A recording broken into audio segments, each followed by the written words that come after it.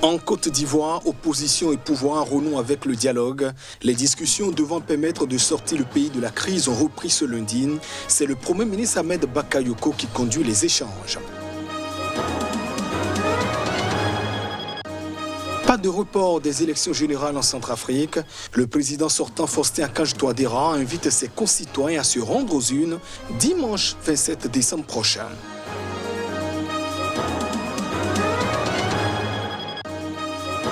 Et puis, en RD Congo, la coalition FCC de Joseph Kabila s'effrite.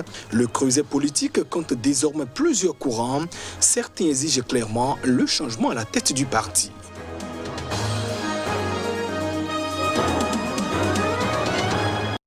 Et voilà pour le sommaire de ce journal. Bienvenue dans cette édition.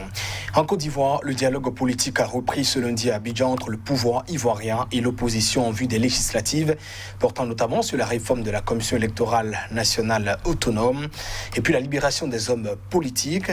Les échanges sont donc conduits par le Premier ministre Ahmed Bakayoko. Ce lundi a consacré la réouverture du dialogue politique en Côte d'Ivoire.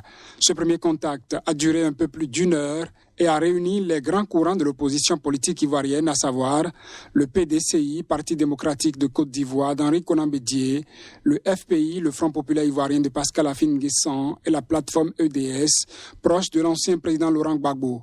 Tous étaient réunis autour du Premier ministre Ahmed Bakayoko.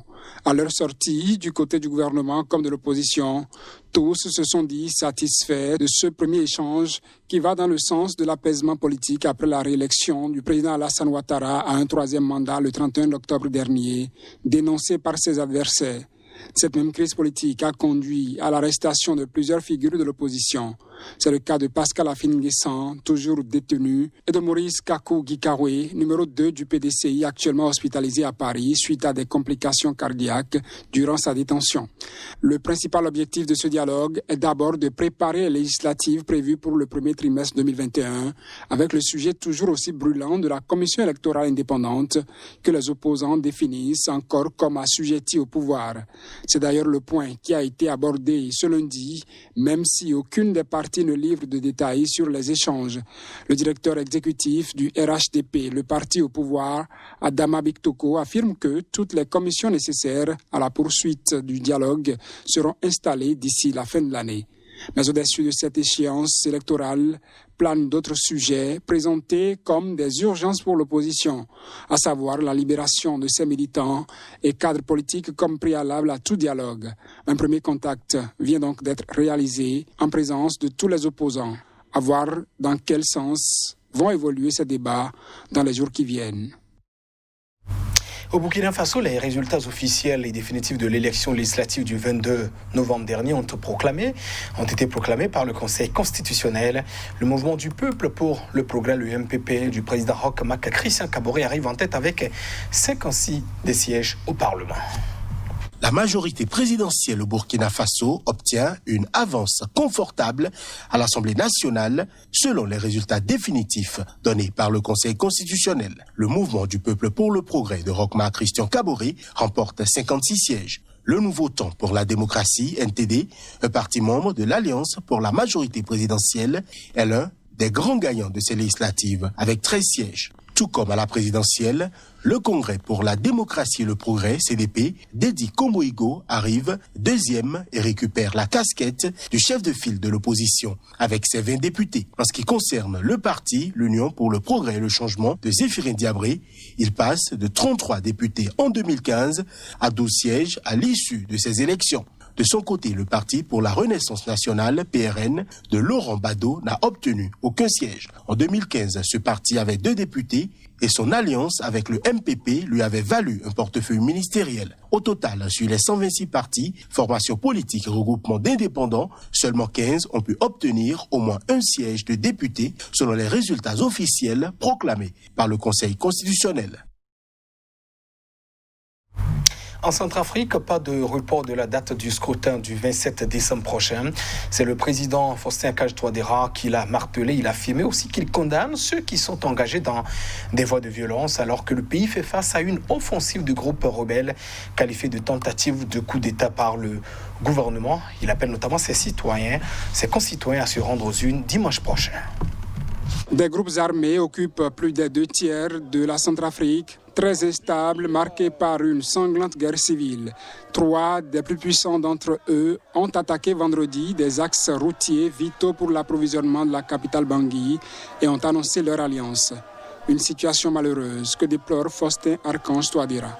Ce que nous déplorons, c'est que nous condamnons, c'est que les gens, au lieu de rentrer dans le processus pour que nous puissions avoir la paix, rentrer dans l'enclave démocratique, maintenant que nous avons retrouvé l'ordre constitutionnel, on doit maintenir cet ordre-là pour la démocratie dans le pays. Malheureusement, certains sont engagés dans des voies de violence et que le peuple condamne et que nous condamnons. La coalition de l'opposition, dont l'ancien chef d'État François Bozizé était le chef de file jusqu'à il y a peu, a exigé dimanche le report des élections. Faut-il retarder la tenue du prochain scrutin en attendant de résoudre les différends politiques dans le pays? La réponse du président est claire. Donc il n'y a pas de raison, il n'y a pas de crise institutionnelle. On doit tout simplement aller aux élections. Donc pour moi aujourd'hui, comme beaucoup pour une bonne majorité des Centrafricains, nous devions aller aux élections le 27. Je vois partout, les gens font la queue pour retirer leur carte, et ce qui démontre leur engagement, leur volonté à aller aux élections. Dans ce pays de 4,9 millions d'habitants, classé parmi les plus pauvres du monde, mais riche en diamants, des gardes privés employés par des sociétés russes de sécurité assurent déjà la protection rapprochée du président Touadéra et des instructeurs forment les forces armées centrafricaines. Le parti de François Bozizé a démenti toute tentative de coup d'État, tandis que le porte-parole de la mission des Nations Unies en Centrafrique, MINUSCA, Vladimir Monteiro, déclarait que les rebelles avaient été bloqués ou repoussés dans plusieurs localités. Et puis le G5, un groupe d'États et d'institutions internationales partenaires de la République centrafricaine, ont appelé l'ex-chef de l'État François Bozizé et certains groupes armés qui mènent une offensive dans le pays à déposer les armes. Ils avaient donc l'intention de perturber le scrutin du dimanche prochain. La France, la Russie, les États-Unis, l'Union européenne et la Banque mondiale ont fermement condamné la recrudescence des violences et des exactions dans plusieurs localités de la Centrafrique à la veille des élections. Le G5+ demande l'arrêt immédiat et sans condition des offensives coordonnées en cours par des bandes armées et met en garde les auteurs de ces actes qui entravent sérieusement le déroulement normal du processus électoral, rappelant que leur responsabilité individuelle est engagée. 2 jours après le début d'une offensive des groupes armés, les tensions sont vives en Centrafrique où le gouvernement a accusé mercredi dernier François Bozizé, exclu du scrutin par la Cour constitutionnelle, de préparer un plan de déstabilisation du pays, tandis que l'opposition craint des fraudes massives aux élections. Le G5+ considère que les élections doivent se tenir le 27 décembre prochain dans le respect des délais constitutionnels et condamne toutes les manœuvres et tentatives d'engager le pays vers une nouvelle transition politique en violation de la Constitution centrafricaine, ont ajouté les signataires. Il a par ailleurs, dans le communiqué, réitéré son engagement à accompagner le processus électoral, notamment la campagne électorale en cours, et reste pleinement mobilisé aux côtés de celles et de ceux qui s'inscrivent dans l'état de droit pour la tenue d'élections présidentielles et législatives apaisées. La Centrafrique a été ravagée par la guerre civile après qu'une coalition de groupes armés à dominante musulmane, la Seleka, a renversé le régime de François Bozizé en 2013. Les affrontements entre Seleka et milices chrétiennes et animistes anti-Balaka avaient fait des milliers de morts. En République démocratique du Congo, le camp de Joseph Kabila continue de se déchirer depuis la chute de Janine Mabunda, la présidente de l'Assemblée nationale. Ceux qui ont décidé de ne pas quitter la barque FCC exigent un changement à la tête de la coalition. Alors que Joseph Kabila est en visite dans le Grand Katanga ce lundi, ses partisans s'entre-déchirent à Kinshasa. FCC rénovateur, FCC progressiste, FCC républicain, FCC Renaissance, au sein de la famille politique de l'ex-président Joseph Kabila, sont nés plusieurs courants.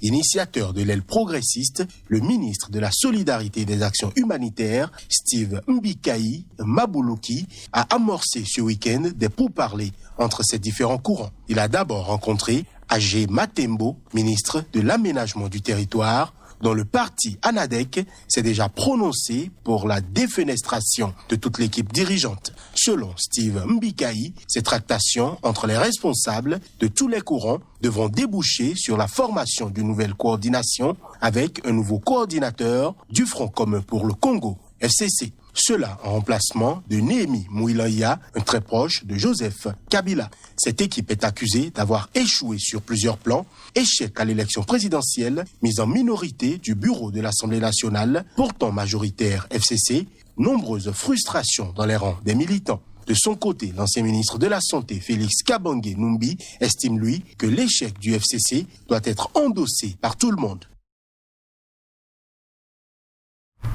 Mesdames, Messieurs, ainsi se referme cette édition. Merci de votre attention. Au revoir.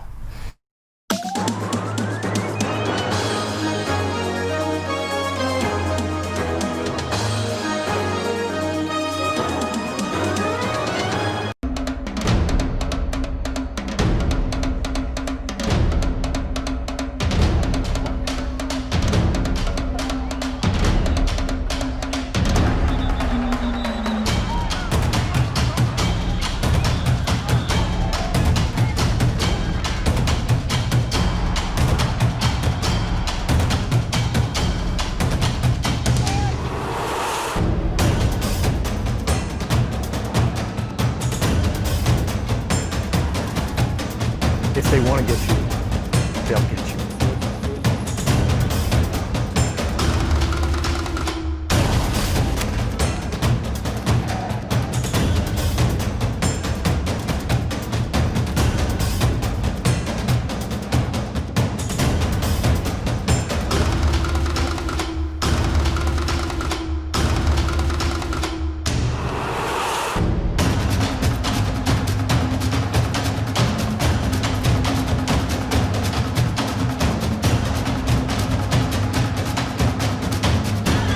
Restez informés à chaque instant sur Sika.